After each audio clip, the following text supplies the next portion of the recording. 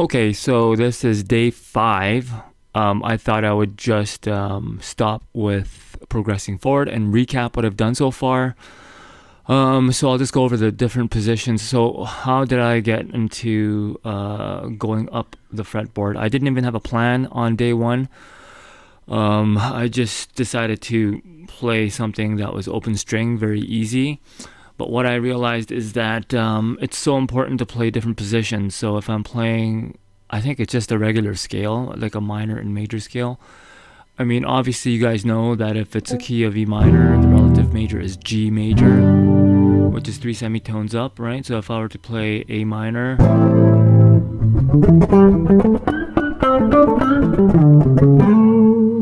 that's A minor, right? So if you go 3 semitones higher, that becomes a C, right? So C becomes the major. And the scale is the same, except the root notes are different. I think you guys know these basics, I hope. If you don't, just know that A minor on the 5th string, the 5th fret of the 6th string is the root note on the minor.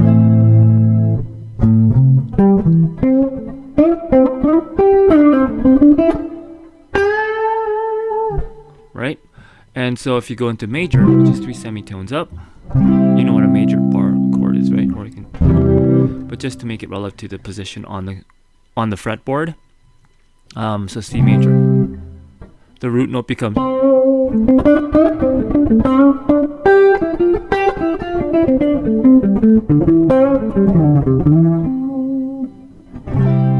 So just, I'm assuming that everyone understands that. If you don't, then you can probably look. There's a wealth of information on the internet about the pentatonic scale and where the root notes are and what the minor and major relations are. Okay, so with that theory aside, I started with E minor just to give you context. Look at this microphone in my face. Might be good because it's covering. But it's covering too much of my handsome face. Yeah, right. Look at all the zits on my forehead. I can't believe I'm still breaking out.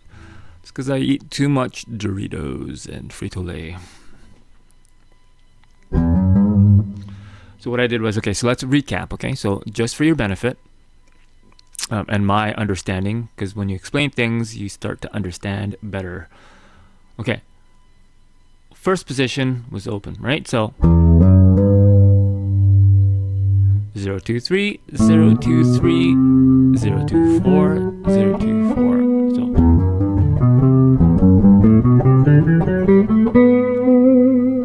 okay, the second position was, so notice how it was 0 2 3. So starting from the second, I guess, note in that scale, that becomes the anchor for the next position, which would be the second, right? So 2 3 5 2 3 5 2 4 5 2 4 5. Pretty easy stuff, right?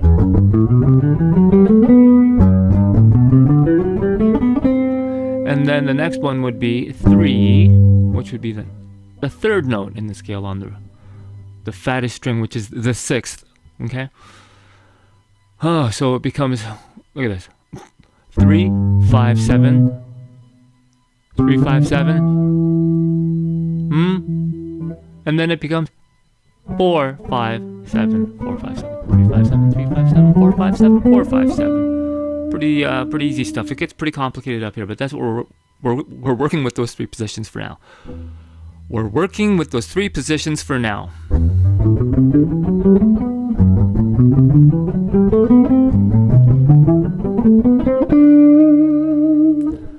So far, that's what I'm doing, okay? And what I'm working on right now, just to explain, so everything kind of makes sense, and I'm trying to, that's the whole thing, right? When you pick up the guitar after many, many years, you forget a lot of stuff, including what you're actually doing and how you comprehend the fretboard. But it's very important that you understand what you're doing on the fretboard, because a lot of people kind of dismiss what's right and what these dots mean something, these frets mean something. If you just don't have no context as to what these things mean, then I guess you can feel it out, but it wouldn't be very musical, would it? I mean, part of being creative is understanding the basic fundamentals, understanding, how to execute on those fundamentals, and then bending the rules because you understand what the rules are. But if you're just kind of like going Wild West and just gang beasts on the fretboard without knowing what you're doing, then it just sounds, I guess it sounds kind of cool, but it's nonsensical jabber, right, on the fretboard. So that's why I'm explaining it. I think this video is getting way too long, but just to explain, that's what I'm doing. And I'm doing an extra slide up to the next note, just so that I complete the cycle, if you will. That's crap.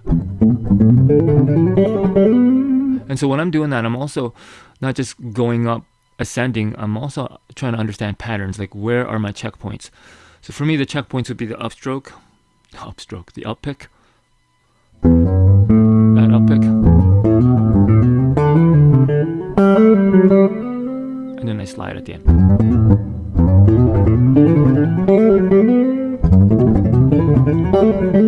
Still, the open strings ring out, which drives me absolutely insane. But I guess it's something I'll fix over time. I wish it would be right now, but, these things can't be rushed, I guess. It does still bother me. I'm thinking about it right now, and it's like I'm about to lose it.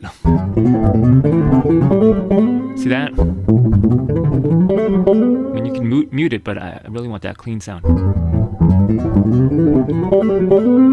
going to control that residual sound ringing with my palm. So you can actually palm it and pick harder, but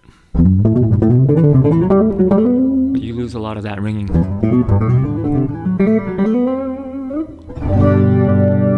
Well, the major minor, see, it's the major, it's the G major.